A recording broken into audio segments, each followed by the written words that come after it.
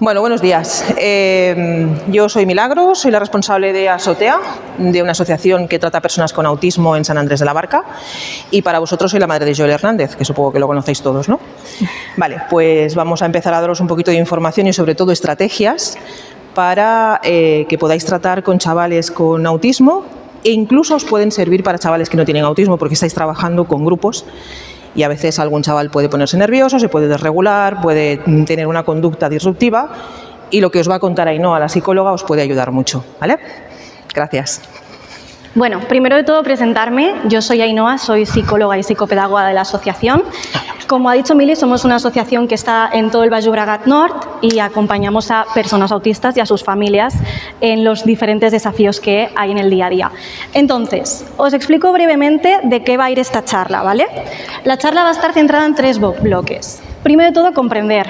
Es decir, si yo os pregunto ahora mismo qué conocéis por autismo, ¿me sabríais decir algo? Vale, entonces os voy a hacer una breve explicación porque lo más importante antes de aplicar estrategias es comprender qué hay detrás y cómo funcionan las personas autistas, ¿vale?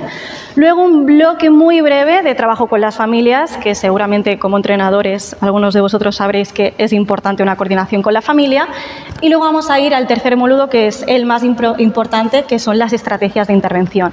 Aviso previamente que estas estrategias de intervención no únicamente son para personas autistas, es decir, ayudarán en todo tipo de neurodiversidades, ¿vale? Entonces, empezamos por el módulo número 1. Antes de hablar sobre autismo, tenemos que entender el concepto de neurodiversidad, ¿vale? El concepto de neurodiversidad nos invita a entender que el cerebro tiene muchas maneras de funcionar, no solo una única, y que cada una de estas variaciones son naturales. Entender esto nos ayuda un poco a cambiar el foco o la perspectiva que teníamos hasta ahora y sobre todo entender que el autismo forma parte de la diversidad humana y no hay que problematizar, ni criminalizar, ni estigmatizar, para nada. Es una forma de ser más, ¿vale? Entonces, vamos a diferenciar a partir de esta formación, voy a hablar de 2 tipos, ¿vale? Cerebro neurotípico, que son cómo funciona el cerebro típico, habitual, el esperado, y luego vamos a hablar del cerebro neurodivergente. En la neurodivergencia no únicamente tenemos el autismo, sino que también tenemos la condición TDAH, trastorno por déficit de atención y hiperactividad, tenemos las altas capacidades, tenemos la dislexia y tenemos la alta sensibilidad, ¿vale? Es decir, hay un espectro muy grande. Ahora vamos a entender qué es el autismo. El autismo es una condición del neurodesarrollo que influye cómo el cerebro se configura, ¿vale? Hay una configuración cerebral diferente y eso implica diferentes variaciones cerebrales. El foco principal es que hay un procesamiento de la información diferente. La información que recibimos se procesa de una manera diferente. Primero, con una manera de reaccionar de forma secuencial, es decir, necesitan espacio para poder retener la información y procesarla, y luego un delay, es decir, un retraso o un espacio mayor para poder retener la información, ¿vale?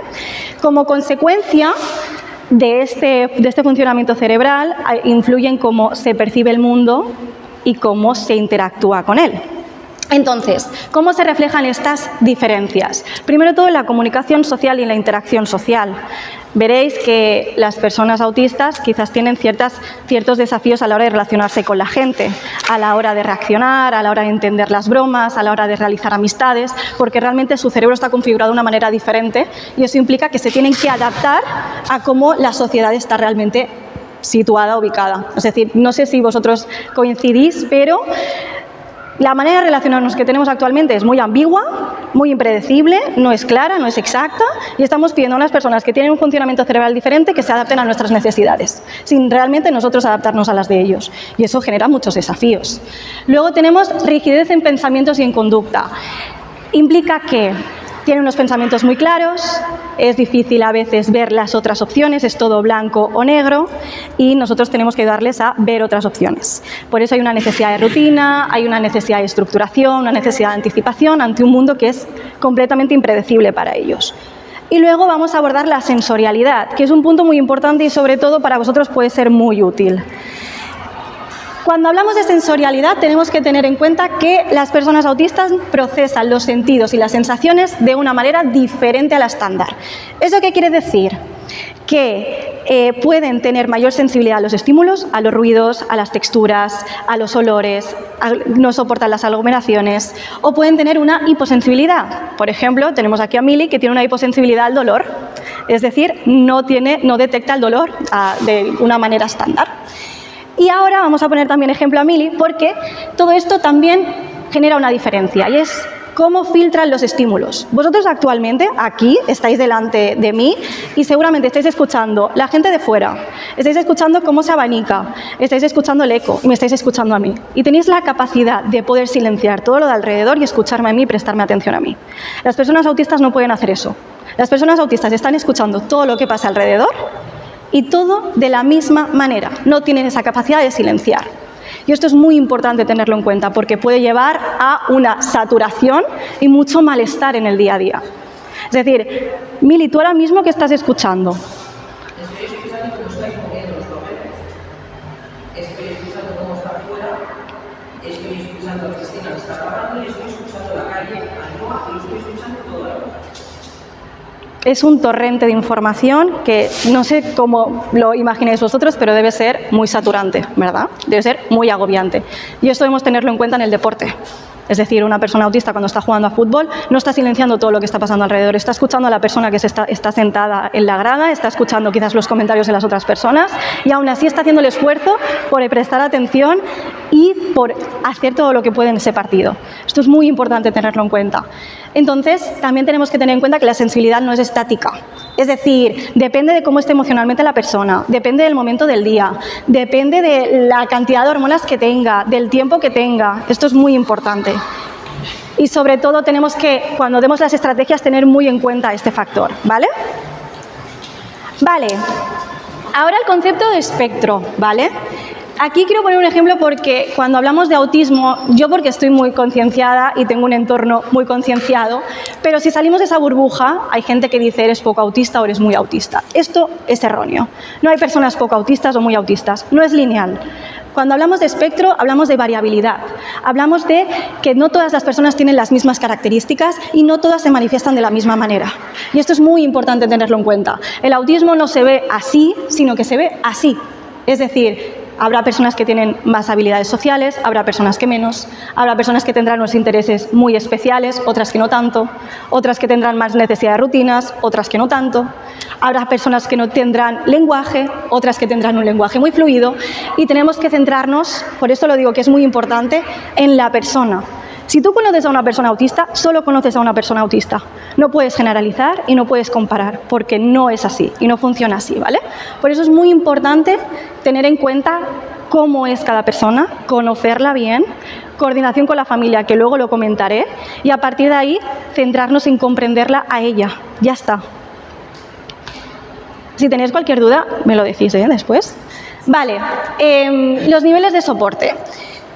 Con esto quiero hablar, primero quiero reflejar que todas las personas autistas necesitan un soporte.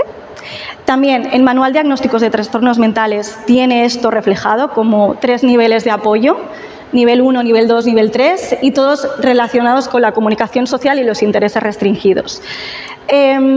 Sí que es cierto que refleja que cada persona es diferente, pero aquí lo que hacen es clasificarlo de una manera para tener un orden realmente, pero yo lo veo mucho más complejo. Lo que quiero reflejar con esto es que todas las personas autistas necesitan un nivel de apoyo. Aunque no lo parezcan o aunque no manifiesten ciertas dificultades, todas necesitan un nivel de apoyo, ¿vale? Vale. Ahora vamos a centrarnos en comprender cómo funciona la mente autista, ¿vale? Porque si comprendemos cómo funciona, las estrategias se pueden aplicar de una buena manera. Si no, realmente no va a funcionar. Vale, y aquí voy a comparar neurotípicos con neurodivergentes. Entiendo que todos vosotros sois neurotípicos. ¿Tenéis alguna neurodivergencia? No, ¿no? Vale, pues vamos a comparar los neurotípicos con los neurodivergentes. Primero, la teoría de la mente. La teoría de la mente es la capacidad que tenemos de poder intuir cómo la otra persona se está sintiendo, lo que está pensando, lo que está creyendo. Para nosotros, las personas neurotípicas, detectamos las señales, detectamos todo el lenguaje no verbal, hay señales más sutiles, hay señales menos sutiles, y para nosotros esto no significa ninguna diferencia ni ninguna dificultad. Para las personas autistas sí. Eso quiere decir que las señales que para nosotros son muy claras, para ellos no. Y necesitamos entender que no es que no tengan empatía, sino es que muchas veces no saben lo que te está ocurriendo porque no lo saben detectar. Entonces, para ellos, las dificultades de la teoría de la mente implica dificultades para interpretar cómo la otra persona se siente, dificultades para interpretar un mensaje que le estás diciendo, dificultades y desafíos para entender sarcasmos, bromas, el lenguaje no verbal. Y todo esto para ellos es un desafío que intentan luchar día a día e intentan adaptarse a nuestras necesidades. Y esto es muy importante tenerlo en cuenta. Luego, la preponderancia perceptiva al detalle. Justo lo estaba hablando antes con Mili. Nosotros, cuando alguien nos explica una historia, tendemos a quedarnos con la información global, la información general. Las personas autistas no. Las personas autistas se van a fijar exactamente en los detalles. Cuando tú le preguntes qué te he explicado, solo se van a fijar si yo llevaba unos zapatos o si yo llevaba una camiseta, pero no tienen la capacidad de poder resumirte qué es lo que te han explicado. Y eso llega a una ceguera contextual. Es decir, si yo estoy explicando esto, quizás no están reteniendo toda la información global, están reteniendo detalles.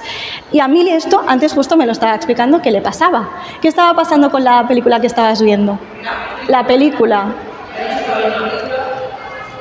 Y me metí para la cama, porque no me gustaba el maquillaje, era demasiado blanco, no conseguía los colores y me focalicé solo en ese maquillaje. Y no veía otra cosa. No escuchaba los diálogos, no veía nada más. Y eso que en la vida real hay un chaval que está intentando entender los personas como es muy complicado, pero ahora mismo se decide no lo que tiene que hacer. Y él se está aplicando en si tus zapatos son negros, blancos, si la camiseta lleva algún color o si un pelo va de barricado de diferente. Y no te está escuchando. Pero no porque no quiera. Puede ser que le digas, es que no me entiendes. No, no te entiendas. Es que realmente no te escucha lo que te. Y esto es muy importante. Vale, y luego las funciones ejecutivas alteradas. ¿Qué quiere decir esto? Las funciones ejecutivas es una habilidad cognitiva que nos permite organizarnos, nos permite estructurar una rutina, nos permite planificar un plan, nos permite gestionar nuestras emociones, nos permite inhibir una conducta, controlar nuestros impulsos. Pues todo esto, que lo hace la corteza prefrontal, las personas autistas lo tienen alterado. ¿Qué quiere decir esto? Que pueden tener dificultades para ordenar una secuencia, para saber qué tienen que hacer, para estructurarse, necesitan una rutina muy estructurada y muy clara para sentirse seguros, porque si no todo es muy impredecible. Es decir, todas estas funciones. También regulación emocional. Si tenemos las funciones ejecutivas alteradas, es mucho más difícil. No sé si conocéis a alguien que quizás a nivel de regulación emocional le puede costar muchísimo. O inhibir su conducta, ser muy impulsivos, porque no tienen esa capacidad de frenar, y es algo que les cuesta muchísimo. Entonces, quería destacar estos 3 factores comunes porque son muy importantes comprenderlos para poder aplicar las estrategias necesarias, ¿vale? Y luego debemos tener en cuenta que hay otros factores externos añadidos. Como he dicho antes, el lenguaje. Hay personas autistas que pueden tener un lenguaje muy fluido, otras que no tengan ningún tipo de lenguaje, otras que el lenguaje lo desarrollen de una manera más tardía, y la capacidad intelectual.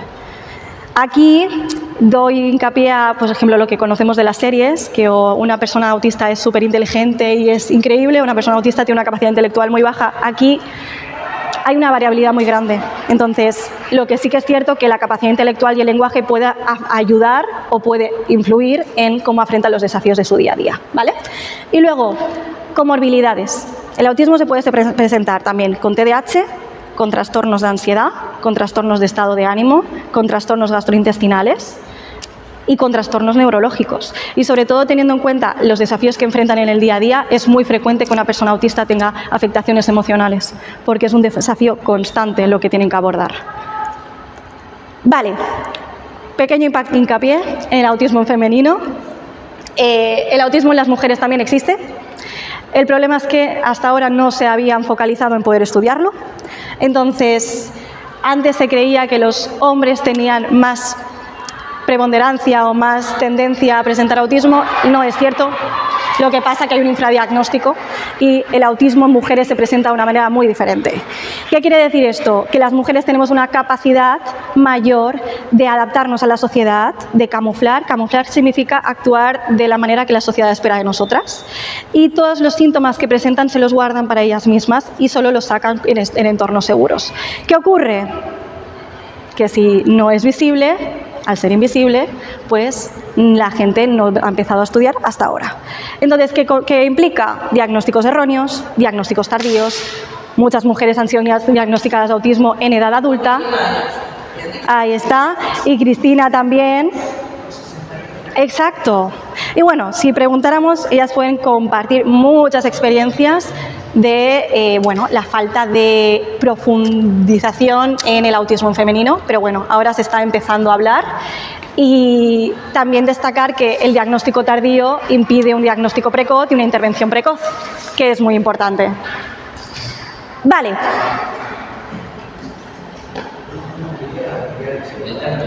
Vale, no sé quién es, pero bueno. Vamos a el trabajo en red, ¿vale? Aquí es una breve explicación muy rápida y yo creo que lo tenéis bastante claro. La familia y la propia persona son la mejor fuente de información y que nos pueden dar más recursos. Esto es muy importante. Si viene al equipo una persona neurodivergente, no solo autista, neurodivergente, es muy importante que os coordinéis con la persona. Muy importante, con la persona y con la familia. Entonces, recomendaciones. Primero, una entrevista principal donde se puedan recoger todo lo que os he explicado anteriormente, perfil sensorial, intereses, miedos, qué estrategias funcionan, qué estrategias no funcionan, recopilarlas porque os van a servir muchísimo para poder aplicarlas en vuestro día a día. Es decir, tenemos que tener en cuenta que la familia es una aliada, no una simple espectadora. Nos puede dar mucha información, muchísima. Y por eso os animo que si conocéis a personas o tenéis personas dentro del espectro o neurodivergentes dentro de vuestro equipo, coordinación con la familia primero de todo. Y ahora vamos a las estrategias y los recursos, ¿vale? Antes de introducirnos, quiero hacer un especial hincapié en 3 factores clave, ¿vale? Como he dicho anteriormente, lo más importante es comprender. Si no comprendes, no puedes adaptar y facilitar, y si no adaptas y facilitas, no puedes aplicar estrategias. Quiero hacer como una pequeña reivindicación de que las personas autistas están haciendo un esfuerzo constante por sus derechos, realmente, por pertenecer, por participar en espacios, por estar en lugares, por ocupar espacios y por tener unas necesidades y unos derechos básicos. Y eso es un esfuerzo muy grande, muy, muy grande. Y lo que digo es que la adaptación tiene que ser mutua. No únicamente tienen que hacer el esfuerzo ellos, tenemos que hacer el esfuerzo nosotros también para facilitar estos espacios y que realmente la inclusión sea de verdad. Entonces, y sobre todo hacer ver a la persona autista y a la persona neurodivergente que comprendemos sus necesidades y que tenemos interés en que ellos también estén con nosotros. Esto es muy importante, porque veo y en esta sociedad que solo están luchando y remando, y todos los demás se quedan igual, dentro de la comodidad. Y esto no es justo. Vale, primero tenemos que interpretar la conducta y preguntarnos si una persona autista hace una conducta disruptiva o que no comprendemos, tenemos que plantearnos la pregunta de ¿no quiere o no puede? Realmente porque si es una respuesta a otra, nuestra intervención va a ser muy diferente. Si es que no quiere, pues consecuencias lógicas, reforzarle positivamente, pero es que el problema es que la mayoría de situaciones no es que no quieran, es que no pueden. Y por eso es muy importante nuestra intervención y nuestro acompañamiento, ¿vale? Entonces, os voy a dar recursos. Mira, os lo voy a dejar por aquí, si queréis verlos, ¿vale? Para que podáis entender e ir pasando. Podéis abrirlo, podéis ver lo que hay, porque ahora voy a explicar qué son los fidgets sensoriales, qué es esto. Hola. Entonces, primero de todo, el entrenador es la principal figura de referencia y esto os da un rol muy importante. Primero, porque sois el modelo de relación, de cómo relacionarse con esa persona, sois su figura de seguridad a la que tiene que acudir y luego sois un referente claro. Entonces tenéis que tener claro esto, lo más importante. Y ahora los fidgets sensoriales, ¿qué es lo que veis? Diréis, son muñecos, ¿qué finalidad tienen? Pues ayudan muchísimo. Ahí está. Y si queréis ir pasando y cogiendo uno y lo vais viendo, porque son objetos pequeños que generan muchos beneficios. Y aquí es la recomendación. Os recomiendo a todos que en vuestros equipos tengáis unos cuantos. ¿Por qué?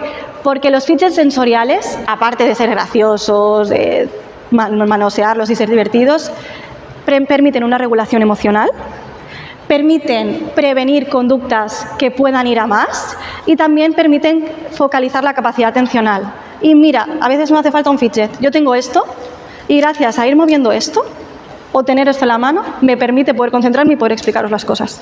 No sé si os pasa que cuando tenéis que presentar en público tenéis algo agarrado. ¿Veis? Yo iba con el boli, pero al final tengo el abanico. Entonces, quiero que lo tengáis muy claro. Esto beneficia muchísimo, y el tenerlo en los diferentes espacios y el poder saber que pueden acudir a ellos, no solo las personas autistas, sino incluso vosotros, ayudará a relajar. Gracias. Vale. Y luego, la posibilidad de utilizar utensilios que suavizan los estímulos. Como hemos dicho anteriormente, la sensorialidad está afectada. Es decir, hay mayor sensibilidad a diferentes estímulos, al ruido, al tacto. Entonces, el tener acceso a diferentes recursos que puedan silenciar esos estímulos que son tan abrumadores puede ser una muy buena opción. Hay gente que utiliza, mira, Cristina se lo ha dejado, pero lo iba a traer, los auriculares canceladores de sonido, que son unos cascos que funcionan muy bien y permitirían silenciar este ruido ahora mismo que ella estará escuchando un montón. O Mili también, realmente, ¿no? Entonces, sí, porque, bueno, ¿quieres compartirlo tú? Los auriculares canceladores de sonido que te permitirán escucharme a mí. Sí, porque lo que hacen es emitir una frecuencia, un ruido blanco que contrarresta el ruido. O sea, es una frecuencia que... ¿Los tienes? Mira, lo puedes enseñar. Es una cosa física, pero escuchas el lado humano, pero no escuchas el ruido externo. Es como unos iPhone, los iPhone. Ah, que los quiere probar, es verdad. Sí, sí, genial.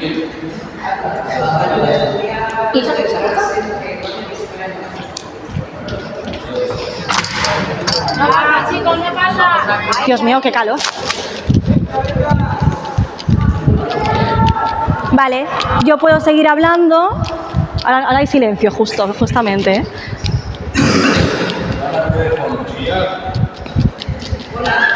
Entonces, yo puedo seguir hablando, pero seguramente se escucha, ¿a que sí?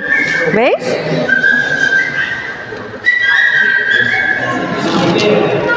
Pues esto lo utilizan también en colegios, en los diferentes entornos.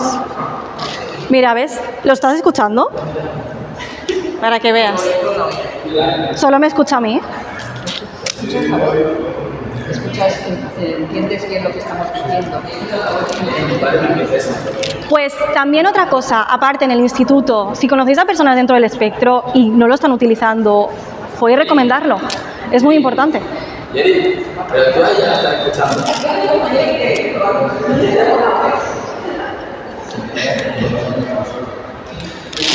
Qué inventos, ¿eh? ¿Has visto?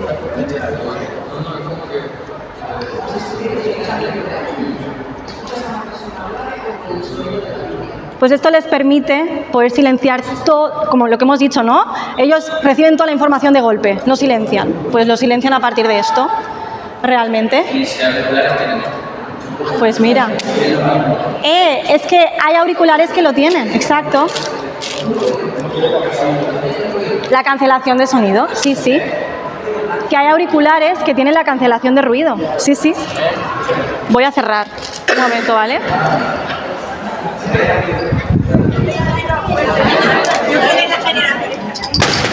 Perdón, he echado un portazo.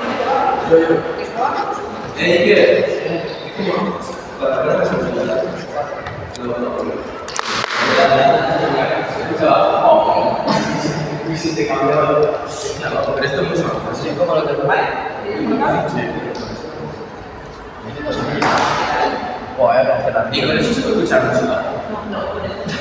Hay otros que con eso sí.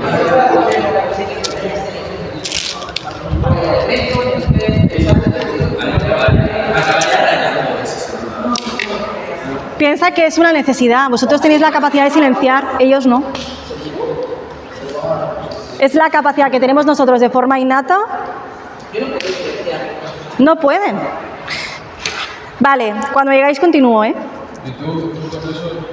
Yo con esto puedo estar en el pabellón, puedo estar en un tren, puedo estar en el centro, puedo estar en un concierto.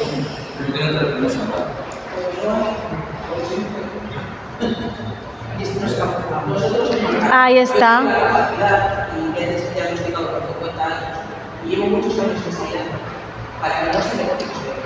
Yo no era consciente, yo era hasta hace 2 meses. Por lo tanto, yo he vivido toda mi vida sobreestimulada, con ansiedad, agotándose. mal rato, pasando nervios, pasando mal, y sin saber por qué. Ahora yo sé, lo entiendo y puedo ponerlo. No estás de acuerdo con eso.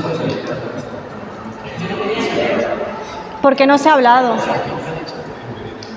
De hecho, supongo que todos tenéis la visión que el autismo, el autismo que está escondido, que se golpea, que se puede presionar, que no habla. El que se balancea. También quiero... A mí me estáis escuchando hablar perfectamente y yo tengo una capacidad de lenguaje que muchos autistas no tienen. ¿Vale? Yo tengo una carrera, soy abogada laboralista, soy estudiar, tengo una familia, tengo 2 hijos, ya conocéis a uno, luego conocéis a la otra. Esta tarde, sí. Y Alba es autista también. Juega fútbol desde los 8 años. Es buenísima, es una máquina jugando a fútbol porque se focaliza en el balón y en lo que entra a la casa solo ve el balón. Y os voy a dar un dato. Alba no puede ser titular en un partido. Por muy buena que sea, jamás la podríais poner de titular, porque ella lee patrones de conducta. Entonces, cuando ella entra en un partido, que necesita sentarse 5 minutos en el banquillo, Alba empieza y esos primeros 5 minutos le ayudan a entender al contrario. Y lo que hace es analizar cómo juega cada una de las jugadoras contrarias. Es una habilidad también. Y se fija en los detalles. Es cierre, juega de cierre, de ala y ahora está empezando a jugar de tiro. Y os puedo asegurar que sabe perfectamente y analiza el movimiento que va a hacer cada jugadora en el momento exacto. Cosa que nosotros solo vemos el nivel general, ¿no? El tener percepción del detalle, aparte de darnos una ceguera contextual, que esto en algunos aspectos limita, también nos potencia o nos da información adicional que puede ser muy útil. Muy, muy útil. Mili detecta patrones de conducta también y detecta el lenguaje no verbal, el tono del mensaje, el detalle del mensaje y quizás detecta cosas que nosotros no somos capaces de detectar. Y esto es muy importante tenerlo en cuenta. Vale. Ahora, una recomendación especial y no solo para las personas autistas, sino yo diría para todo el mundo. Este espacio es un espacio muy grande y mi recomendación es determinar un pequeño espacio dentro de todo esto que sea dirigido a un espacio de la calma, porque las emociones necesitan tener cabida. Y muchas veces os vais a encontrar con personas que tienen un ataque de ansiedad, que se agobian, que se saturan, que necesitan salir de ese espacio. Y el determinar un espacio de la calma para poder regularse y saber que pueden acudir allí, no solo para las personas autistas, sino para todo el mundo, puede ser una muy buena oportunidad. Y yo recomiendo que esté en todos los lugares. Yo lo recomiendo en casas, lo recomiendo en el colegio, lo recomiendo en todos los espacios, porque todo el mundo necesita un espacio donde poder silenciar todo el ruido que hay de fondo y poder cambiar de perspectiva o cambiar el foco de lo que le estaba haciendo mal, ¿vale? Entonces, no hace falta que sea como el de las imágenes, lo podéis generar a vuestra manera, pero tiene que ser un espacio separado del ruido. También, bueno, recomendaciones, si puede ser cojines, mantas, los features sensoriales, que esto también ayuda un montón, auriculares inhibidores de sonido y time timer. ¿Qué significa un time timer? Es un reloj visual, es decir, nos está diciendo cuánto tiempo tenemos. Aquí está, no sé si lo veis, pues esto es muy útil para saber visualmente cuánto tiempo está teniendo, ¿no? Entonces, lo que digo, nuestras emociones necesitan tener un espacio y necesitan tener cabida y necesitamos tener un espacio donde poder desconectar un poco de todo lo que nos ha hecho malestar o de lo que nos ha desregulado. Y tener un espacio aquí considero que es muy importante. Vale, estrategias de comunicación accesible. Mensaje. Las personas autistas son pensadores mayoritariamente visuales.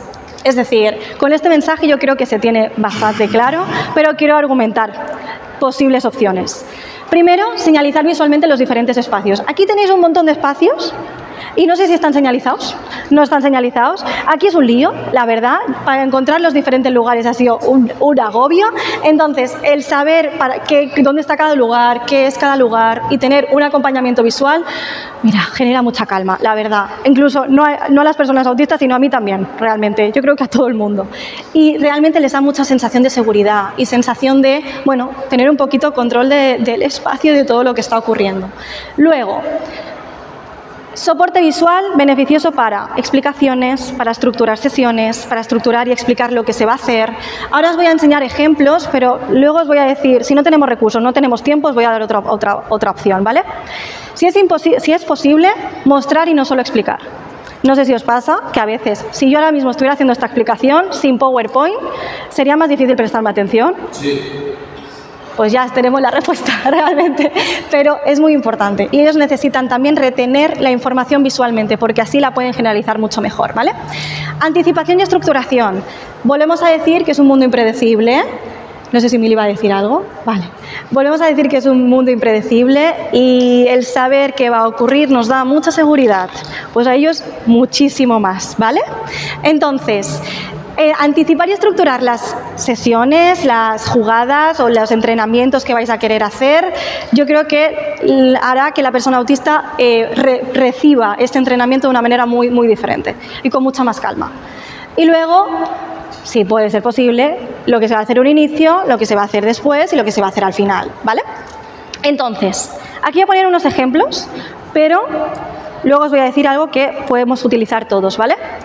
Aquí, ¿qué podemos hacer hoy? He puesto un ejemplo que no tiene nada que ver con el fútbol, pero puede ser útil decir lo que se va a hacer, panel de rutinas, qué vamos a hacer y detectar y señalar cuándo se inicia una actividad y cuándo se acaba.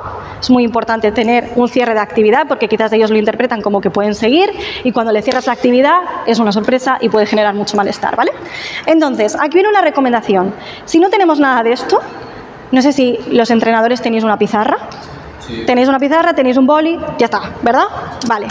Pues el simple hecho de coger la pizarra, dividirla en 3 y dibujar o escribir lo que vais a hacer, esto ya es una estructuración visual.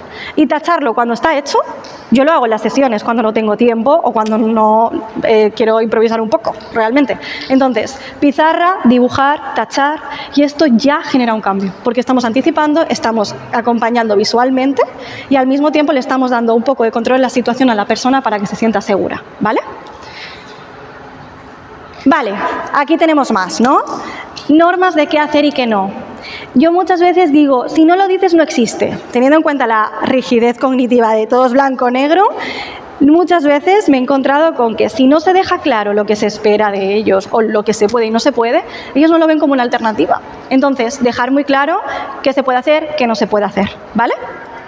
Si se puede, una agenda, los pasos a seguir. Dependiendo del lenguaje que tenga la persona, hemos dicho que puede tener un lenguaje muy fluido o puede tener dificultades en el lenguaje, utilizar tableros o cuadernos de comunicación o de lección y estructurar el tiempo.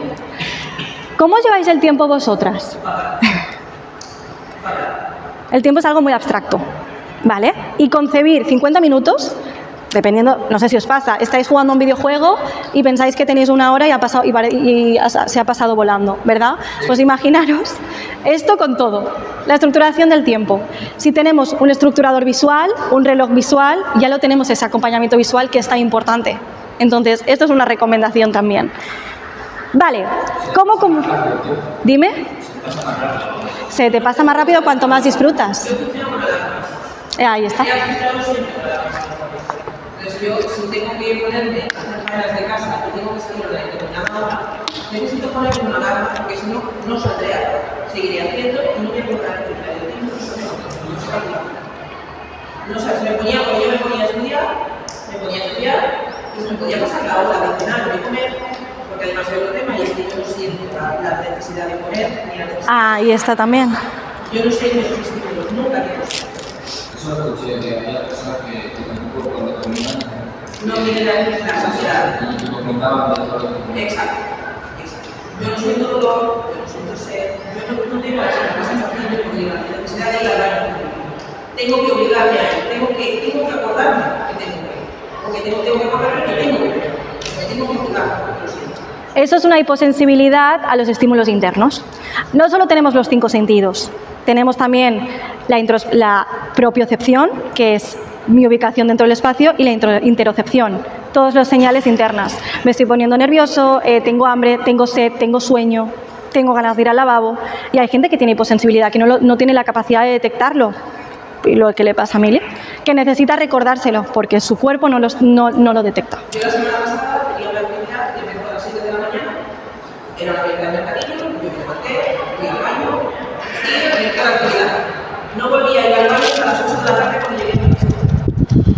bebí una botella de litro y medio, 2 Coca-Colas y una fruta. Y no fui consciente, no le cuento. Eso me puede generar problemas. Y esto puede pasar a ellos. Y eso puede desregular Muchísimo. que no se da cuenta. Si no se lo recordaron, no se lo recordaron. Totalmente. ¿Ves? Gracias por complementarlo. Sí, sí. No, es solo para mirar. Pero sí que es verdad que puede generar problemas digestivos, problemas gástricos y por lo tanto puede dar o estreñimiento o diarrea o tener problemas de digestión, de una mala digestión, dolores de estómago, la ansiedad, dolor de barriga, dolor de cabeza, da migrañas. Y yo llevo 50 años viviendo así. Entonces ahora sí que soy consciente de lo que está pasando y puedo poner remedio y puedo solucionarlo. Hasta ahora no he podido, no lo sabía. Y puede ser también, por ejemplo, el caso de niños que se van encima porque no... Correcto. Y luego Exacto. encima la profesora le riñe, Le echa la bronca. pero no se da cuenta, no lo ha hecho a propósito, no lo controla. ¿Vale? Puede pasar las dos cosas, que no lo sientas y por lo tanto tu vejiga diga hasta aquí y sale fuera. Y sale fuera. También me he encontrado con situaciones en las que el hiperfoco, cuando estás tan centrado en una tarea, no prestas atención a las señales de tu cuerpo. Y me ha pasado que con pequeños estaban tan centrados divirtiéndose, jugando en algo, que se estaban meando y se han acabado meando encima. Porque estaban tan centrados en esa tarea que no han prestado atención a sus necesidades. Esto también puede ocurrir. ¿Y diferenciáis el frío del calor o tampoco? Ajá. Yo en este momento tienes que levantar. Sí.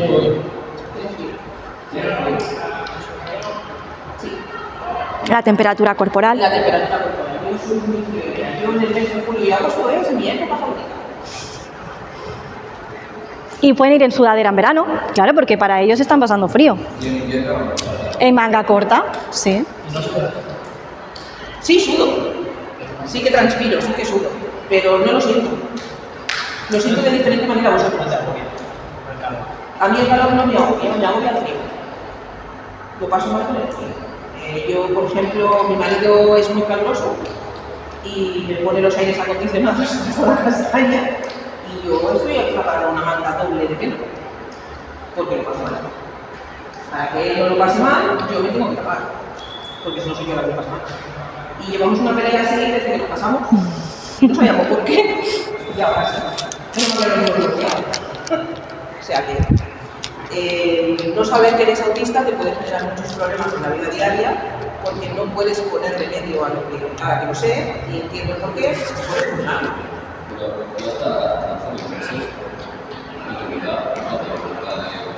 Yo me sentí diferente. Sabía que, a ver, por ejemplo, os voy a explicar algo que cuando nació Joel, ¿vale? Yo fui prematuro y a mí me tenían monitorizado, me tuvieron monitorizado durante 2 días. Porque intentaban parar el parto, ¿vale? Las contracciones, al estar monitorizado, las contracciones se veían en la gráfica del hospital, las puntas de contracción, y las puntas eran puntas muy altas, es decir, el dolor era dolor extremo. No lo sentía. Yo no sentía nada. A mí la anestesista me decía, no te muevas, avísame cuando te venga una contracción, porque te voy a poner vertical y te voy a meter una aguja así en la espalda, ¿vale? Mili. La contracción estaba a punto, la contracción estaba arriba, en el punto más alto, y la anestesista me dijo, ¿por qué no me avisas? Y yo le dije, porque solo siento presión, no siento dolor. Esto, al hacer el diagnóstico hace unos 2 meses, se lo conté a la psicóloga que me estaba haciendo el diagnóstico y flipó en colores. Porque yo, sinceramente, lo que tú me preguntas, ¿no te diste cuenta? No, yo no sé cómo paren las otras mujeres. Yo no sé lo que se siente. Era mi primer hijo. Yo no sabía qué dolor tenía que sentir. ¿tú nunca has sentido tener la ganas de ir al lavabo? Sí, a ver. Sí que sientes las ganas de ir al lavabo, pero hay determinados momentos, como aquel día en el que yo estaba muy nerviosa, muy focalizada en la actividad que tenía que hacer, que se me olvidó. El hiperfoco. Durante el día de mi boda yo tampoco fui al lavabo. Me vestí por la mañana, me planté el traje de merengue, me fui a casarme y no meé hasta que no volví. ¿Por qué? Porque era mi boda, yo estaba muy estresada, estaba muy nerviosa, estaba muy focalizada y por lo tanto se me fue. Y no fui al baño en todo el día. Que no sienta en el trabajo me puede pasar también. Mis compañeras me dicen, ¿tú no meas? ¿Tú no vas al baño? No, estoy trabajando, pero estoy centrada en lo que estoy haciendo y por lo tanto se me olvida. No es que no lo sienta, luego cuando me relajo y ya he terminado, dices, mierda que me meo. Pero hasta ese momento no lo siento. Si eso pasa como el otro día, muchas veces desde las 7 de la mañana hasta las 8 de la tarde, puedo tener un problema de riñón.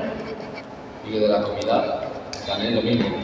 La comida es lo mismo. Yo desayuno por la mañana porque me levanto a primera hora de la mañana y sí que tengo hambre, pero puedo pasarme todo el día sin comer. Me tengo que acordar. Es más, yo cocino porque tengo 2 hijos. Si no, no cocinaría. Y siempre he tenido un trastorno alimentario y un problema con la alimentación porque lo que hago es... ¿Cómo se llama? Cuando comes unos sí y otros no. Alimentos. Restricción, dices. Exacto. Yo soy muy selectiva con la alimentación porque me molestan las texturas. Yo no puedo tomar nada que sea gelatinoso, me da un asco que me muero, ¿vale? Y como siempre, los mismos alimentos porque me dan seguridad. No pruebo nada más. Y he llevado toda mi vida así, comiendo de esa manera. Ahora tengo que conseguir hacer un cambio y probar más cosas y conseguir comer de todo, como hace todo el mundo, la mayoría de la gente, ¿vale? Pero yo nunca lo he hecho y no he podido hacerlo porque me da miedo probar, parece una tontería, ¿vale? Pero yo tengo 50 años, pero pensar en un niño como los que tenéis vosotros pequeños, ¿vale? Que le da miedo probar un alimento. No es que no quiera. Es que le da miedo, y lo digo en serio, se siente miedo. Porque no sabes lo que vas a sentir, no sabes lo que te puedes encontrar, no sabes si te va a dar ganas de vomitar y te da realmente pánico probar ese alimento. Y más en los niños, ¿vale? Porque yo como adulto y ya después de, sin diagnóstico hasta los 50, pues como podréis entender, he desarrollado una serie de estrategias que me ayudan al día a día, ¿vale? Que las tengo que cambiar ahora, pero las he desarrollado ya por mí misma. Pero los niños pequeños no pueden, ¿vale? ¿Y con el sueño te pasa lo mismo? Sí. Es decir, ¿tú puedes poner a estudiar por la tarde? Yo me activo por la noche. Me activo por la noche y no puedo dormir. Me cuesta conciliar el sueño. Tengo que tomar melatonina para dormir. Porque no tengo sueño. Me cuesta la vida. Yo podría aprender idiomas por la noche. Pero quiero decir, si tú tienes un día sin dormir, porque estás haciendo cosas, llega el punto que dices... Por agotamiento. Sí. En el momento que me relajo y además me entra una mala leche que te mueres. O sea, me pongo me desregulo, ¿vale? Entonces me puedo cabrear lo más grande y pilla el primero que pase por delante. Porque me pongo muy nerviosa y ahí es donde tenéis un niño que empieza a correr, un niño que empieza a molestar al de al lado, un niño que... Vale, yo no voy a molestar al de al lado, ni voy a correr, pero voy a cabrear. Y te puedo decir de todo. Y eso me permite introducir luego lo que vamos a hablar. Pero muy bien, Mili, gracias. Y sobre todo también es esto, ¿no? Los desafíos a los que se enfrentan en el día a día son muchos, muchísimos. Entonces, cuando acabas el día es cuando te sientes un poco más en tranquilidad y cuando estás en casa ocurre mucho que sale todo. Te regulas porque has tenido que aguantar muchas situaciones, porque tu nivel de ansiedad es muy alto. Entonces, ¿cómo no va a afectar al ciclo de sueño y vigilia, ¿no? ¿Cómo no va a afectar al sueño, al descanso, si tu cuerpo todavía sigue alerta? Entonces, esto es muy importante tenerlo en cuenta. Y lo que comenta Mili es que realmente es una experiencia súper valorable y, sobre todo, aquí tenemos un testimonio de todo lo que estoy explicando, ¿verdad? Gracias, Mili. Y te voy a llamar más veces, ¿eh? O sea, vale, ¿cómo me comunico con una persona autista? Aparte de la estructuración, el orden, las agendas visuales, hemos hablado del miedo a lo desconocido, del miedo a lo nuevo. Si se lo anticipamos, ya puede empezar a ubicarse un poco, ¿no? Entonces, ahora, ¿cómo me comunico? Primero de todo, si son niños pequeños, ponernos a su altura, cerca, o sea, no ponernos muy cerca, ¿vale? Respetar su espacio personal, pero ponernos a su altura, utilizar un tono de voz calmado, atenden a los detalles. Entonces el tono de voz es muy importante, porque si ven una leve alteración del tono de voz, lo van a percibir, ¿vale? Entonces tono de voz calmado, ser un referente, recordad esto. Mensajes claros y concisos. Hemos dicho que ellos tienen un procesamiento diferente, entonces ellos tienen un procesamiento secuencial. Primero una cosa, después otra, después otra. Si me pones 5 a la vez, no voy a poder retener todo esto y me voy a colapsar, ¿vale? Entonces, mensajes claros y concisos. Quiero que hagas esto, tal, tal y tal, ¿vale? No dar más instrucciones seguidas, dar una instrucción, luego otra y luego otra. Si utilizamos un lenguaje no literal, que toda la sociedad utiliza un lenguaje lleno de dobles sentidos. Yo creo que intentar hablar un día sin dobles sentidos o sin sarcasmos, sin bromas, sin ironías, es un desafío enorme. Entonces, si utilizamos un lenguaje no literal, explicar y aclarar qué significa, ¿vale? Porque puede haber una interpretación errónea y eso les puede generar mucho malestar. Luego, y asegurarnos de que entiende el mensaje, ¿vale? Es decir, no es lo has entendido, sino es explícame qué has entendido y qué tienes que hacer, para que así ver si su percepción del mensaje es la que hemos querido transmitir, ¿vale? Vale, estrategias generales, luego iremos profundizando. Un punto muy clave es la distracción. Y justo lo estábamos hablando antes, Mili, perfecto. Es, si un niño en un partido se ha agobiado por determinadas situaciones, lo que tenemos que hacer es intentar cambiar el foco para que la intensidad emocional no aumente, ¿vale? Imagínate un fidget, hablar de otro tema, irse a otro espacio, cambiar el foco, no intentar seguir con ese mismo tema porque lo que va a hacer es que la intensidad suba y al final puede generar una crisis, una explosión de malestar, que eso sí que no lo pueden controlar, ¿vale? Entonces, utilizar la distracción para todo. Cuando veáis que se está empezando a poner nervioso, distracción, distraerlos. Luego, aplicación de consecuencias lógicas, es decir, si rompe algo, pues obviamente tendrá que recogerlo, es decir, consecuencias acordes a la situación, ¿vale? Evitar el ensayo y el error. Vale, esto es muy importante. ¿Qué quiero decir con evitar el ensayo y el error? Si conocemos que hay una persona autista en el equipo y no hacemos ningún tipo de adaptación y no adaptamos nada, y no tenemos ningún conocimiento de qué estrategias aplicar, lo más probable es que se empiece a regular desde el minuto 1. Es decir, no podemos esperar hasta a que esta persona se regule para empezar a actuar. Sí que es cierto que podemos aprender qué le funciona y qué no le funciona, pero intentar adaptar el entorno antes. Porque es como lanzarse, venga, te apañas, ¿no? Realmente, y esto debe ser muy estresante, ¿vale? Refuerzo positivo, reforzar todo lo que hace bien. Dime. Sí, sobre el ensayo y el error, al final muchas veces, siempre que enseña una cosa, normalmente tiene que fallar muchas veces para pasarla bien. Sí, exacto. Pero si sabemos cómo aprenden, intentar disminuir el posible error. ¿Qué quiero decir? Imagínate que tienes que explicarle una cosa nueva y solo lo utilizas verbalmente. Pueden utilizar soporte visual, diciéndole qué se puede hacer y qué no se puede hacer. Ya le estás anticipando lo que esperas de él. Entonces, el error obviamente va a ocurrir, pero si amoldas un poco todo lo demás, es muy diferente. Siempre nos vamos a equivocar. El problema es si lo estamos adaptando a su capacidad de entendimiento, ¿sabes? No sé si me he explicado. Evitas la frustración. Exacto, exacto. Frustración va a haber, pero no es lo mismo un nivel de frustración así a un nivel de frustración así. ¿Me explico? Vale, y desglosar el aprendizaje en pequeños pasos. Lo que hemos dicho, aprendizaje secuencial, primer paso, segundo paso, tercer paso. Vale, yo creo que esto lo aplicáis ya, ¿no? Después de una actividad física, intentar una actividad relajante para reducir la sobreestimulación, pues muy importante. Fomentar la demanda de ayuda. ¿Qué quiero decir? Y no solo como entrenadores, sino también como miembros del equipo, ¿no? El hacerle ver a esa persona que estáis ahí, que intentáis ayudarle, que adaptáis este espacio, que queréis que esté ahí. Es muy importante. Y sobre todo decirle que estáis ahí, porque es lo que he dicho, si no lo dices no existe. Entonces tienes que recordarle que si necesita cualquier cosa puede acudir a vosotros, ¿vale? Y utilizar sus intereses. Yo creo que esto es las pasiones, ¿no? Yo creo que nos pasa a todos, pero con ellos con más intensidad. Utilicemos los intereses de las personas para intentar favorecer el aprendizaje, ¿vale? Vale, ahora vamos a intervenir ante dos situaciones, conductas disruptivas y crisis, ¿vale? Conducta disruptiva es un comportamiento a nivel, esto es una definición y luego lo explicaremos, ¿vale? Es un comportamiento que interrumpe el desarrollo de una actividad, que puede alterar la convivencia y el ambiente de un grupo, ¿vale? Esto es como lo visible. Pero lo que hay detrás es quizás una demanda o una necesidad no expresada, un malestar ante determinada situación, el no saber cómo actuar en una situación. Entonces tenemos que ver que detrás hay unas dificultades que no están siendo ni expresadas ni abordadas, ¿vale? Esto es muy importante tener en cuenta. ¿Y cómo actuamos ante estas situaciones? Seguramente se os viene alguien en mente. Primero de todo, parece difícil, pero lo explicaré con un ejemplo, ¿vale? Refuerzo diferencial ante conductas incompatibles. Tiene un nombre complejísimo, pero es muy fácil. Si una persona siempre está chillando, Cuando esté callada, reforzaremos positivamente cuando está callada.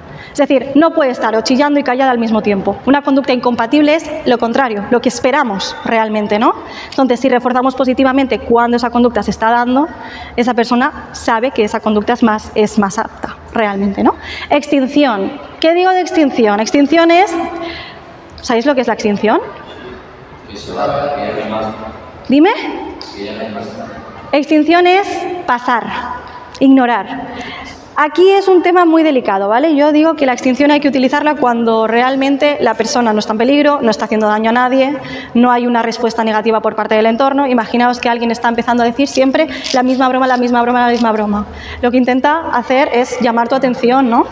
Entonces, si tú ignoras esa respuesta, lo va a dejar de hacer. La probabilidad es mucho mayor de que lo deje de hacer, porque no genera una respuesta por tu parte, ¿vale? Esto es muy importante determinar cuándo hacerlo, porque es lo que hemos dicho, detrás de todo hay una demanda no expresada, una necesidad. Entonces, si esa conducta no interrumpe a nadie, no hace daño, en grandes cantidades y está haciendo siempre la misma broma, lo que tenemos que hacer es ignorar para que deje de hacerla, ¿vale? Cambio de espacio. Por eso refuerzo mucho el espacio de la calma. ¿Por qué? Porque el saber dónde puede acudir cada vez que lo necesite, cada vez que esté pues, pasando por un mal momento, que esté agobiado, que se esté saturando, que se esté frustrando, y saber que tiene un espacio para ello, ostras, es como, vale, sé dónde tengo que ir y sé que allí voy a tener los materiales necesarios para poder tranquilizarme, ¿vale? Y luego el refuerzo diferencial ante conductas alternativas. Nombre muy complejo para decir, vale, está haciendo esta conducta, ¿cómo puedo redirigir a una conducta más útil? Realmente. Si está siempre dando patadas, pues en vez de dar patadas, intentar reforzar algo que pueda ser igual de descarga, pero que no genere malestar, ¿vale? No sé si me he explicado bien. Sí. Vale. Tenemos dos tipos de actuación ante conductas desafiantes. Tenemos la reactiva y la constructiva. Las dos son necesarias, ¿vale? Son muy importantes. La reactiva es ¿qué hago cuando está haciendo esta conducta? ¿Y qué puedo hacer para que pare? Es decir, está sucediendo esto, ¿qué puedo hacer en esta situación? Y la proactiva es ¿qué puedo cambiar del entorno para que esta conducta no se dé? ¿Qué estrategias le puedo enseñar a esta persona para que cuando se dé esta conducta pueda regularse? Es como una prevención y es lo más útil y lo más eficaz, ¿vale? Pero las dos son necesarias. Y debemos tener en cuenta que detrás de una conducta, es la conducta es la expresión entre la persona y la interacción con el contexto, ¿vale? Entonces, ¿qué puede influir? Y es lo que hemos estado hablando antes. Ante una conducta disruptiva, una conducta que pueda ser frustrante, de malestar, tenemos que tener en cuenta que hay cosas que están pasando detrás, debajo del iceberg, ¿no? Factores físicos ambientales, ruidos, entorno poco estructurado, gente con, no sé, es que hay muchos factores ambientales que pueden influir, olores muy fuertes, sonidos que son muy potentes, un pitido del silbato que no tenía en cuenta, factores interpersonales, la relación con los compañeros, quizás algún compañero le ha dicho algún comentario que él o a ella no le ha gustado, o no saber cómo relacionarse con la otra persona, o realmente la relación con los demás también puede influir de lo que hay detrás. Cómo se han aplicado las metodologías, cómo se ha enseñado, cómo se ha aplicado una estrategia y cómo se ha organizado el espacio, ¿no? Entonces, aquí lo voy a pasar muy rápido. Estrategia proactiva es qué habilidades puedo enseñar. Pues habilidades para que si se pone nervioso, pues que lo detecte y pueda ir a ese espacio. Es decir, qué puedo enseñarle, qué estrategias le puedo dar antes de que la conducta se dé. Y la estrategia reactiva es qué hago cuando esta conducta se está dando. Primero de todo, la escucha activa. Mostrar a esa persona que estamos ahí, que queremos ayudarla, que queremos acompañarla, darle soporte para que vuelva a la calma, hacerle ver cómo se está sintiendo, qué está sintiendo, hacer como un reflejo, ¿vale? Es decir, actuar como un poco de reflejo y sin presionar tampoco, ¿vale? Esto es importante. Y sobre todo no maximizar ni minimizar el problema. O sea, esa persona lo está sintiendo de verdad y tenemos que validarlo. Y luego, cambio de estímulos. Vuelvo a repetir, cambiar de espacio, que es muy importante. Entonces, recomendaciones. ¿Recordáis que os he hablado de las recomendaciones con la familia? Sí. Vale, determinar qué recursos vamos a necesitar. Es decir, qué cosas funcionan y qué cosas no. ¿Vale? Proteger a la persona y proteger a los demás. Vuelvo a repetir, que esto lo voy a repetir hasta la saciedad. Cambio de zona a un lugar tranquilo. Evitar o retirar objetos que puedan generar daño a alguien, a la persona o a los demás. Retirarlos absolutamente. Y proporcionar soporte emocional, que esto es lo más importante, indicar que estamos de su lado. Y ahora vamos a las crisis. ¿Qué entendéis por crisis? Sin mirar la pantalla. Dime. Cuando entra en ese estado que tiene muchos estímulos y una crisis. Vale, sí, de parte.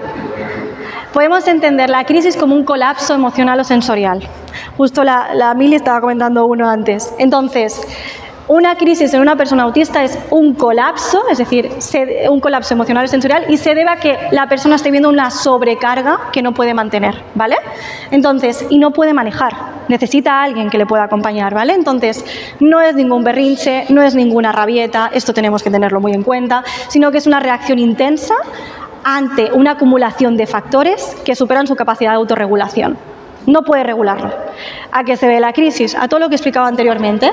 Sobrecarga sensorial, lo que hemos estado hablando, cambios inesperados, por eso es necesario una orden y una estructuración, dificultades de comunicación. Quizás ha estado hablando con algún compañero y no sabía cómo expresar que algo no le ha gustado. También puede ser. Estrés emocional y fatiga mental y física. Todo esto puede llevar a una crisis. Y debemos tener en cuenta que es como cuando rebosa el vaso, imaginar que a lo largo del día se está llenando el vaso, se está llenando, y quizás uno de estos factores hacen que ya no se pueda más. Quizás otro día lo puede afrontar mejor, pero tenemos que tener esto en cuenta que puede ocurrir. Vale, ¿cómo se manifiesta una crisis? Ante un colapso, gritos, llantos, golpes. También tenemos que tener en cuenta que una crisis puede ser por arriba, o sea, una crisis puede ser por arriba, colapso, explosión, o por abajo, que se bloquee y se apague. Es decir, podemos decir que el cerebro se apaga. Eso es lo que me pasa a mí. Yo no grito, yo no golpeo, yo no... Por eso en las mujeres se oculta más y se trata más identificada. Porque yo lo que hago es aislarme. Ahí está. Yo me callo, de hecho pierdo la capacidad de hablar, no me puedo comunicar. Y cuando hay algo que no entiendo, no comprendo, no consigo expresarlo, lo que hago es decir, por ejemplo, una discusión con mi marido en la que yo no soy capaz de decirle el por qué me está molestando, él puede estar y yo callarme, irme, y él no entiende por qué. Y es que yo estoy colapsando en ese momento y necesito relajarme para poder volver a pensar. Entonces debemos tener en cuenta esto, que la crisis se puede dar a nivel de explosión o a nivel de apagar el cerebro, de bloqueo, ¿vale? En niños pequeños lo que suele generar más conflicto porque no sabemos cómo actuar son las explosiones, ¿no? ¿Qué podemos hacer en estas situaciones? Entonces, bueno, ahora os daré algunas pautas en referencia a esto, ¿vale? Y conductas de liberación de tensión. ¿Te puedo preguntar, Mili, qué te ayuda a liberar a ti la tensión? A mí a liberar la tensión me ayuda el aislarme. Cuando yo estoy muy nerviosa necesito silencio absoluto. Y me ayuda muchísimo cuando, y esto a mí me gusta, cuando no está en casa. ¿Vale? Cuando el silencio de la casa es absoluto. Y hay un problema, y es el gato. ¿Vale? A mí la frecuencia del ronroneo del gato me ayuda a calmarme. Yo tengo gato toda mi vida, pero nunca me gustaba el gato. Sí, porque te regulaba. Ahora yo necesito para relajarme que el gato se ponga encima mío. De hecho, el gato lo hace sin que yo tenga que decirse. Se pone encima mío y empieza a ronronear. Ese ronroneo a mí me ayuda a tranquilizarme y a calmarme. ¿Vale? Otra cosa que me ayuda mucho es esto. ¿Vale? El steaming. Mi abuela cuando era muy pequeña, de hecho la gente no supo la noche que me regalado el cariño. Pero regaló mi abuela cuando era muy pequeña. No me lo he quitado de nunca, lo llevo siempre conmigo. Y cuando estoy nerviosa, estoy haciendo esto. Continuamente. Juego siempre con el corazón. Y son estereotipos. ¿Vale? Veréis a un niño que puede aletear, que puede correr, hacer movimientos repetitivos. En el caso de las mujeres, lo enmascaramos. Y hacemos cosas que están dentro de la sociedad. Como por ejemplo, ¿cómo se pasa los nervios y esto con la vida de sí? Vale, eso está bien visto, ¿verdad? Sí. ¿Alguna vez habéis visto a alguien jugar con el dedo? Sí. Morderse las uñas. ¿Por qué no está bien visto, Aletea? Es lo mismo, es un movimiento repetitivo. ¿Vale? Y fomenta la autorregulación. Y fomenta el que te tranquilices y te autorregules emocionalmente. En mi caso es jugar con con un collar, pues pongo a aletear, pues a que el collar, pues pongo con el collar. Y de esa manera no se aletea. Imaginaros en una clase, un chaval pequeño que necesita, porque es una necesidad, no lo está haciendo porque le guste correr o aletear, lo necesita realmente, que se ponga a aletear o se ponga a saltar, muy nervioso. El resto se ríe, el resto se ríe. Porque no lo entienden. Es decir, ahora quizás al ver su explicación, al ver la mía, si veis a alguien que quizás se balancea, que quizás está saltándose, que aletea, tenemos que entender que es una manera de regularse ante todos los estímulos que hay en el día a día. Y cuando lo comprendes, lo ves de otra manera. La pierna. Todos tenemos nuestra manera de autorregulación, todos. Solo que porque hay algunas que están socialmente aceptadas y otras no. Realmente, y otra cosa muy importante, no podemos hacer que dejen de hacerlo, ¿vale? Es decir, un profesor, esto es un desafío que tengo constantemente, un profesor, si un niño empieza a aletear, empieza a balancearse, le dice que pare. Le dice que pare. Y quizás, ¿qué pasa si para? ¿Cómo se regula la persona? Al final acaba explotando. Al final acaba explotando por una manera u otra. Entonces, no podemos eliminar el steaming, las estereotipias. Steaming es, bueno, también se dice así, porque es una vía de autorregulación. Y le estás...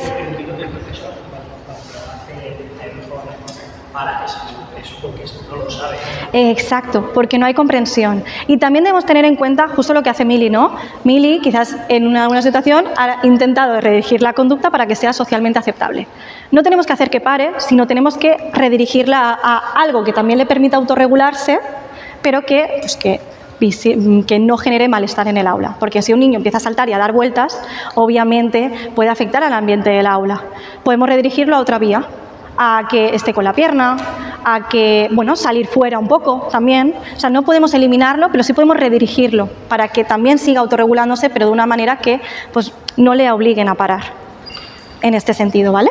Entonces, ¿cómo acompañamos? Aquí pautas generales. Primero, mantener la calma y no juzgar, comprender. Vale, está teniendo una crisis, está sobrepasado, debemos tener en cuenta que la persona está sobrepasada. Y comprender esto nos ayuda a intervenir de una manera muy diferente. Entonces, reducir estímulos. Otra vez, buscar un espacio de calma y seguro. Es que es tan importante salir de todo aquello que ha hecho que pueda sobresaturarse y cambiar de ambiente. Mili necesita un espacio tranquilo. Todas las personas necesitamos un espacio tranquilo cuando estamos sobresaturados. Mostrar empatía y comprensión, obviamente. No exigir a la persona que nos explique lo que está pasando y que entre en razón, porque no va a funcionar. No sé si os pasa que cuando estáis nerviosos y alguien nos dice cálmate, os pone más nerviosos. Pues eso no se tiene que decir porque esa persona en ese momento no está para pensar, ¿vale? Hay como, se dice como una intoxicación amigdalar. ¿Qué quiere decir? Que solo están hablando las emociones. La parte racional no está, ¿vale? Y luego respetar su tiempo para recuperarse. Entonces, debemos entender que las fases de la crisis son distintas y en cada una de ellas tenemos que intervenir de una manera diferente. Es lo que digo, sí. En la fase, imaginaos en la fase amarilla y naranja, aquí sí podemos hacer a la persona razonar, ¿no? Pensar, hablar, buscar que la persona haga un cambio. Pero es que en la fase roja, decirle que se calme o intentar que entre en razón, ¿creéis que va a funcionar? No. Entonces, en la fase roja, lo más importante es proteger. Proteger a la persona, al espacio, el entorno, la gente y esperar a que se calme y reducir estímulos que puedan sobrepasar, ¿vale? Pues ahora os voy a explicar, esto es lo último, así que si luego tenéis preguntas me decís qué hacemos en cada fase, ¿vale? La fase desencadenante, importante, eliminar la causa. Es decir, si hay un ruido que pueda llegar a molestar, intentar, si se puede, eliminarlo. Si ha habido algo dentro de la situación que le ha podido molestar, si se puede reducir, se elimina la causa, ¿vale? Tratar la conducta como una forma de comunicación. Eso que hemos dicho, si la persona está empezando a actuar y está empezando a tener conductas de nerviosismo, es porque hay algo detrás que no se está gestionando y que no sabe cómo gestionarlo. Entonces es una manera de comunicarse, ¿vale? Desviar la atención, lo que he vuelto a decir, el cambio de foco, la distracción a otra cosa. ¿Y cómo hacemos frente al estrés? Primero de todo, darle pistas de cómo se puede estar sintiendo para que pueda guiarse, porque hemos dicho que a veces cuesta detectarlo. Y estas pistas no se tienen que dar de, te estás poniendo nervioso, te estás empezando a enfadar. No, porque estas pistas no ayudan. Estás empezando a apretar las manos, te estás empezando a poner tenso, necesitas un descanso, necesitas que nos vayamos un rato, porque las sensaciones físicas son mucho más detectables que la emoción, que es mucho más abstracto, ¿vale? Y luego, aquí he puesto a adivinar qué cosas le relajan, pero sí. Tenemos una reunión con los padres, si tenemos esa información, ya podemos anticiparlos a tener esas cosas que relajan cuando esta situación se puede dar. Por eso digo que es muy importante tener, el fidget, tener lo que sea, o incluso cosas adicionales ya preparadas para cuando esto pueda ocurrir, ¿vale? Vale, fase de intensificación. Aquí parece como muy técnico, pero lo importante es intentar recordar lo que puede ocurrir después. Pues recuerda que después ya acabamos y si le gusta quizás una ducha o lo que sea, recordarle lo que puede venir después. Recordar las normas, que sí y que no, por eso es muy importante tenerlas claras. Proporcionar oportunidades para relajarse, la opción de poder irse, la opción de poder adquirir algún fidget, la opción de poder irse y saltar y regularse, buscar alternativas, ¿vale? Modificar la demanda, cambiar la orientación, lo que hemos dicho anteriormente de irnos a otro lugar más tranquilo, intentar tranquilizar la situación, porque cuando esto ocurre, también el entorno reacciona. Entonces, si el entorno se altera, la persona se va a alterar más. Fase de explosión. Y con esto ya casi acabamos. El objetivo principal de una fase de explosión es causar el mínimo daño físico o psíquico posible. ¿Qué quiere decir? Proteger a la persona. ¿Cómo lo protegemos? Aclaramos la zona, protegemos a los demás, conseguimos ayuda, no podemos afrontar esta situación solos muchas veces. Y respuestas de baja intensidad, ¿qué quiero decir? Actitud calmada, evitar que todo se alborote, intentar calmar un poco la situación. Y aquí quiero destacar una cosa, ¿vale? Ha hablado de la intervención física. Y aquí quiero destacar que la intervención física, primero tenéis que saber prepararos para cómo hacerla, pero no se tiene que utilizar acaso que no sea necesario, ¿vale?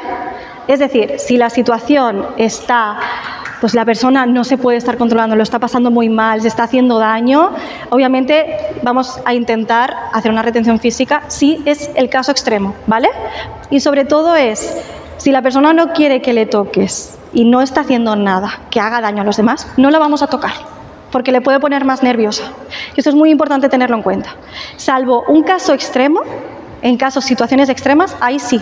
Si no, no. La persona también necesita espacio. Si abordamos ese espacio sin avisarle de que le vamos a tocar y sin que sea necesario, la explosión va a ser mucho más grande, ¿vale? Entonces, en el caso de que sea una intervención física, lo que he dicho, tener gente de ayuda y sobre todo tener muy importante esto, ¿vale? Bueno, lo vuelvo a decir, no se interviene físicamente a no ser que haya peligro inmediato para la persona, muy claro. La clave de todo es garantizar la seguridad física de la persona, ese es el objetivo principal. Y si se hace una intervención física, intentar utilizar la mínima fuerza posible, porque no podemos, hacer daño a la persona no puede ser viable. Para que entendáis esto, os voy a explicar una cosa. Vale. Con mi hija Alba. ¿Vale? Ajá, ya sé lo que vas a decir, sí. Alba la veréis 20. Alba vas a ver ahora venir con una silla de ruedas.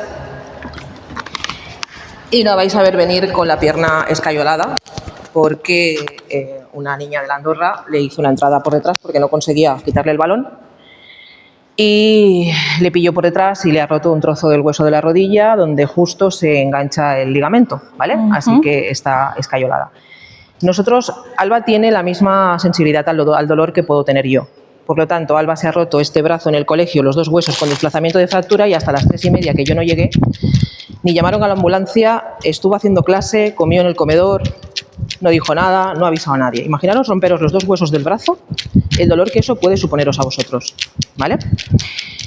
Pues cuando tuvo esta entrada hace unas 4 semanas, Alba se cayó al suelo y gritaba lo más grande. Teniendo en cuenta que ella se rompió los dos huesos y no dijo nada, imaginaros el dolor, el extremo de dolor que debía estar sintiendo para que gritara. Lo que eso puede llegar a doler para que ella gritara una barbaridad. Salimos corriendo, mi marido y yo, al campo, y cuando nosotros llegamos, los dos entrenadores de la Andorra, nuestro entrenador, el segundo entrenador, las jugadoras, ella estaba en el suelo gritando. Y ella lo único que gritaba era «no me toques».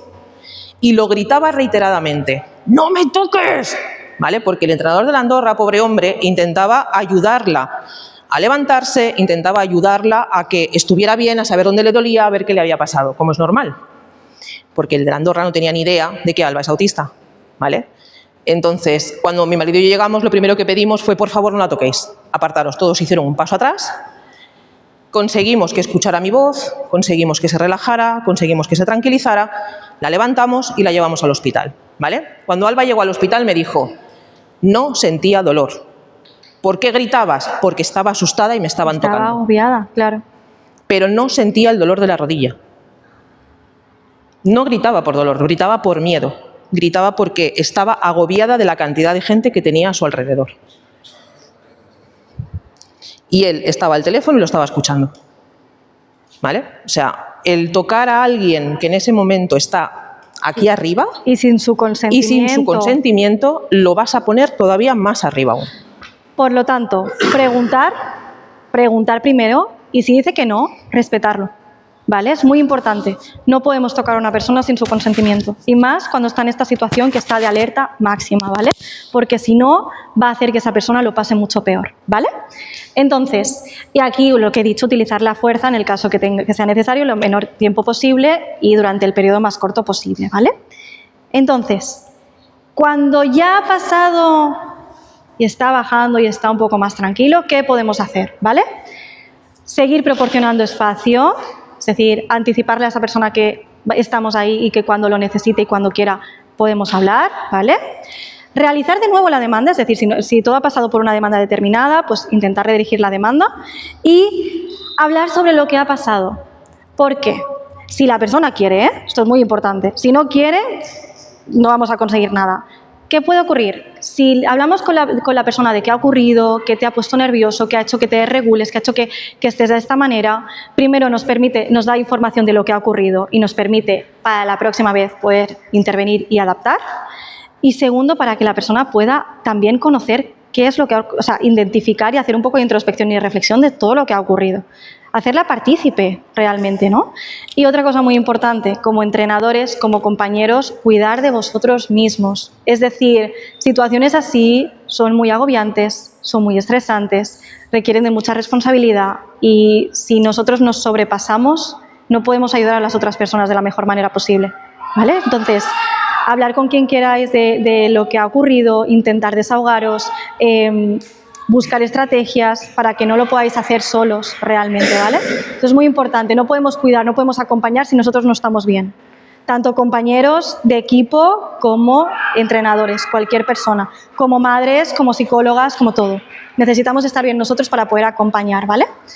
Y ya estamos, ya he acabado, pero quería hacer una reflexión primero de agradeceros que estéis aquí, de mi función no solo es acompañar a personas autistas, sino ampliar un poco la visión, ampliar la comprensión para poder hacer una adaptación mutua del entorno. Y el comprender y el respetar es el primer paso para un cambio y para adaptar los espacios a todas las personas con diferentes tipos de necesidades, ¿no? Entonces, hablamos mucho de inclusión, pero la inclusión no es solo dejar participar. La inclusión también es adaptar, comprender, ajustar y hablar, ¿no? Para que sea real y significativa. Entonces, bueno, si tenéis cualquier duda, me podéis decir. Si Mili quiere hacer alguna aportación, también puede. Bueno, la palabra inclusión se utiliza mucho, ¿vale? Sí, ponte el micro. La palabra inclusión se utiliza mucho, ¿vale? A mí no me gusta, A mí tampoco. ¿vale? A mí no me gusta porque, verás, es sencillo. Yo pertenezco a este mundo desde el día en que nací. No necesito que me incluyan en ningún sitio. Yo ya estoy incluida. Necesito que me respeten, necesito que me entiendan, pero no necesito que me incluyan. No soy ninguna pieza de un puzzle que no encaja. Soy una persona igual que todos los demás. Simplemente yo funciono, mi cerebro... Mira, vosotros que sabéis mucho de tecnología, está el iPhone, que tiene un sistema operativo. Y está el Android. Y están el resto de los móviles que utilizan otro sistema operativo. Yo soy un iPhone. Vosotros sois el resto. ¿Vale? Mi cerebro funciona, tiene un sistema operativo diferente al vuestro. No es más que eso. Ni mejor ni peor, simplemente diferente. Por lo tanto, no necesito que me incluyan en un mundo de neurotípicos. Simplemente necesito estar en este mundo y que me respeten. Los niños con los que vosotros trabajáis también necesitan que los respeten y los entiendan. Vosotros como entrenadores y sus compañeros en el grupo. ¿Vale? Pues si no hay ninguna pregunta más, ¿tenéis También alguna duda? Quiero comentar una cosa, ¿no? Quiero que penséis, imaginaros estar en un mundo donde sois Android y se os está exigiendo que actuéis como iPhone. Debe ser agotador, ¿verdad? Pues imagínate, el afrontar el día a día de esta manera. El mundo está diseñado para, siguiendo la metáfora, Vosotros para cuando Android. habláis entre vosotros, utilizáis... Un poquito para mi hija tiene ahora 16 años y el cuarto de la persona ha hecho la ejecución domiciliaria en casa. Ha sido incapaz de ir al colegio. Entonces es muy difícil para ella. Mili. Se han intentado hacer las adaptaciones y todo, y realmente en el primer curso sí que hubieron adaptaciones. Perdón. Ella podía salir al patio, dar 4 golpes a la pelota porque estas cosas a ella no le iban bien en clase, ¿no? Ella es una chica de altas capacidades, que el problema es que todo lo hace muy rápido y el resto de tiempo que no está estructurado en el aula lo pasa mal, el ruido, lo que sea. Entonces, que a mí me ha emocionado mucho que estéis aquí, porque al final vosotros sois los que los podéis incluir y hacer las cosas más fácil para ellos. Y gracias por estar aquí.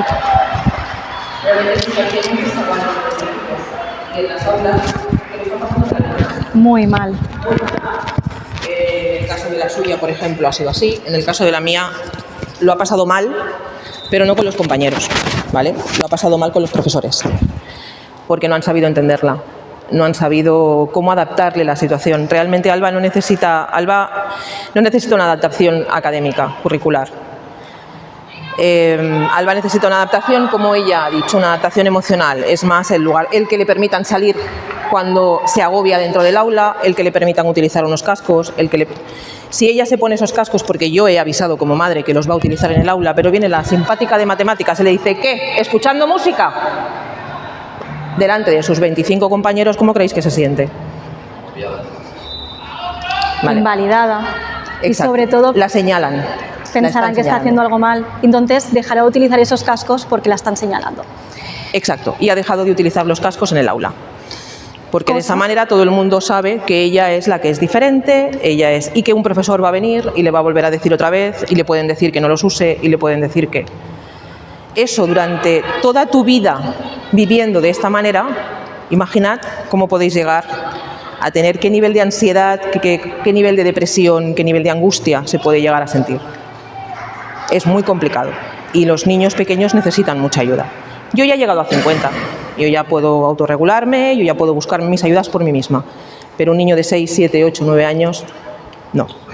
Necesita la ayuda de todos, ¿vale? Entrenadores, profesores, la familia, psicólogas, necesita la ayuda de todos. Y os aseguro que probablemente en vuestro equipo haya más de uno que tanto. no lo sabéis. Y tanto. Y no solo autista, a nivel general. O sea, TDAH... Que o los padres no os lo han dicho por no señalarlo, porque eso es un miedo que tienen muchísimas familias, porque si lo dicen y yo digo que soy autista, mira, el autista, ¿vale? Porque en el aula de mi hija esto se utiliza, el bromear con que, mira, ese profe es autista. Se dice, y lo dicen delante de ella porque no lo saben que ella es autista. Lo saben los profesores, pero los alumnos o compañeros no, ¿vale? Porque ella no quiere decirlo, porque saben que la van a señalar y se van a reír de ella. En cambio, en su equipo de fútbol, donde ella se siente súper a gusto con sus compañeras, sí lo saben y lo ha dicho abiertamente. Y no hay ningún problema, ni con entrenadores ni con compañeras de equipo.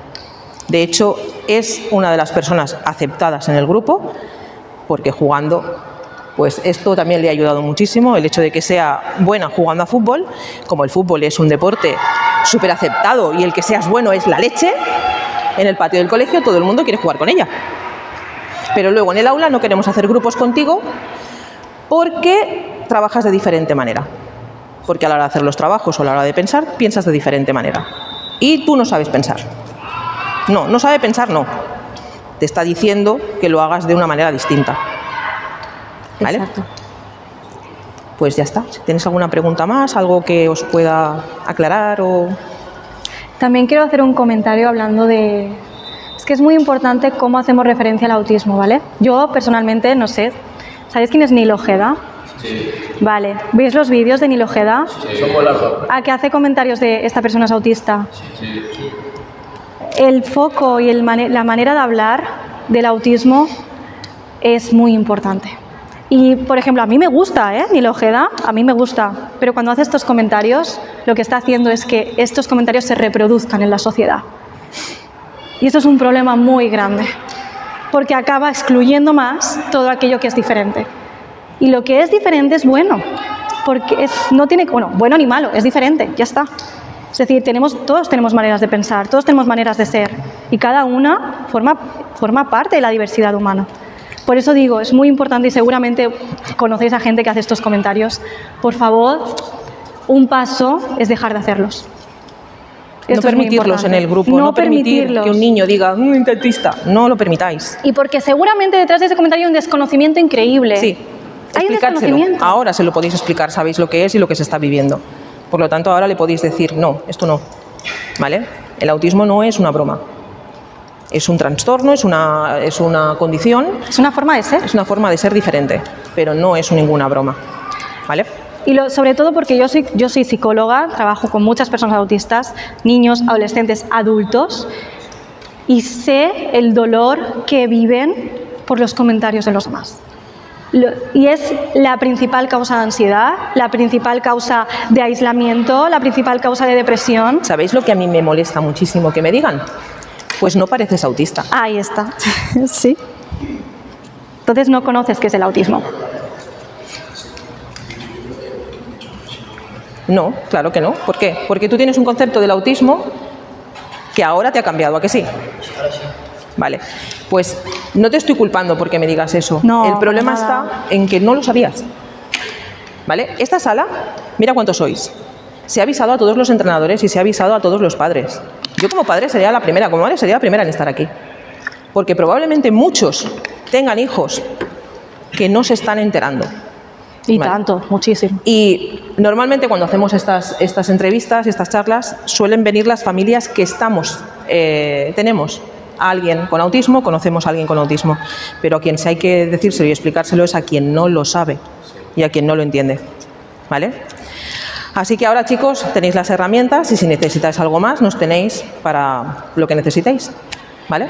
Y espero que haya ayudado. El problema yo creo que también en los centros, sobre todo, falta ayuda también. Sí, falta muchísima ayuda. Muchísima. Si tienes una clase con 25 alumnos, tú tienes alumnos con dificultades, Sí. si estás solo, Estás perdido. estás jodido. Tienes razón, Estás perdido. tienes razón, eso es cierto. Y seguramente el tema de tu estar en el equipo, sí que es verdad que es lo que tú dices, ¿no? Al final, es bueno o buena, nos adaptamos todos, es un deporte, es diferente también un deporte a la escuela, pero también creo que el ser 12 en lugar de 25 también Ayuda. ayuda a esa Exacto, persona. la ratio es muy Si importante. tú tienes 25 alumnos y tienes, ya no solo uno, pero puedes tener varios, porque es imposible gestionar. Vale, y ahora te voy a hacer una pregunta. ¿Qué recurso sería necesario para que una profesora no le diga a mi hija vas a acabar pidiendo en la puerta de la iglesia? Eso no es justificable. Eso es la comprensión, Yo claro. a lo que me refiero es a que quizás la ratio de Vale. Sí. puede ser inferior. ¿Has Sí. visto el documental? ¿Has visto el documental de TV3? El documental nuevo de TV3, te lo recomiendo porque habla mucho de eso. Y hay familias a las que acompaño dentro de la universidad. ¿El qué? Te lo digo porque siempre... Ay, pues hay un documental de la inclusión en las escuelas en Cataluña, que es hace que una semana o dos lo han Sí, sacado. sí, está en y Instagram. habla sobre esto. Está en el 3CAT en Instagram y la verdad es que es muy Está interesante. muy Tienes bien. razón. Existe mucha falta de recursos dentro de las aulas y hay profesores que se saturan y sobrepasan, ¿vale? Y es normal. Pero luego hay profesores que teniendo todos estos recursos, porque yo al instituto de mi hija le he puesto todos los recursos a su disposición, a la psicóloga de mi hija se la he puesto ahí, ¿vale? Se acaban de cargar la puerta. No le permitían salir al lugar de la calma. No le permitían salir al lavabo. He tenido que pedir expresamente que cada vez que ella necesite ir al baño, que no está yendo al baño, no es que se esté meando continuamente, es que necesita salir. Necesita espacio. ¿vale? Dime. Y hablando de los institutos, ¿sirve también lo de hacer aulas reducidas para gente así? ¿Eso sirve? Si todo lo que sea reducir estímulos, ayuda. Ayuda. Todo lo que sea reducir ruidos, ayuda. Imaginaros hacer un examen o estar a intentar entender en un aula a un profesor donde el que con el boli, al que se le ha caído el estuche, aquel que susurra, el otro que... Acordás lo que digo, que no tiene la capacidad de filtrar los estímulos. Yo os voy a decir un dato. Mi hija sabe quién tiene la regla en su clase, porque huele la sangre. Haceros una idea... Tiene sus beneficios, pero tiene sus inconvenientes. Tiene sus inconvenientes. Haceros una idea lo que puede implicar un aula después de venir de educación física para ella. No aguanta dentro del aula. Continuamente necesita salir, necesita estar saliendo para respirar. Y luego entendemos, decimos, hoy, ¿por qué ha explotado? Ostras, porque habrá aguantado muchas Porque lleva cosas. aguantando 3 horas a 25 personas que no se han duchado. Exacto. ¿Vale? Bueno, chicos, muchas gracias por venir. Si hay cualquier duda también me lo podéis decir. Y si necesitáis el PowerPoint también os lo puedo enviar, lo que queráis. Sí, os lo pasaremos, lo vamos a pasar a Dani, el PowerPoint, ¿vale? Para que lo podáis tener y tengáis la información. Porque no solo sirve para esto, sino para los colegios también. Es decir, como profe, ayuda muchísimo, realmente. De hecho, hacemos formación en los colegios también. Y yo he estado en coles también trabajando, entonces soy consciente de todos los desafíos que hay y de la impotencia que hay por no poder llegar a todo, realmente. Y es muy frustrante. Y es lo que digo, también el autocuidado. Es muy profesional. frustrante como profesores y como familia. Exacto. Porque tú, que te llegue a tu hija y cuando llegue a casa, allí no hay, en el clase no lo vas a ver. No. Porque es monísima, es encantadora, ¿vale? Es un jarroncito monísimo. Pero cuando llega a casa no. No puedes hablar con ella, te grita. Sí. Porque está en su lugar seguro y todo lo que ha camuflado, lo que ha disimulado, Explota. lo explota en el lugar seguro.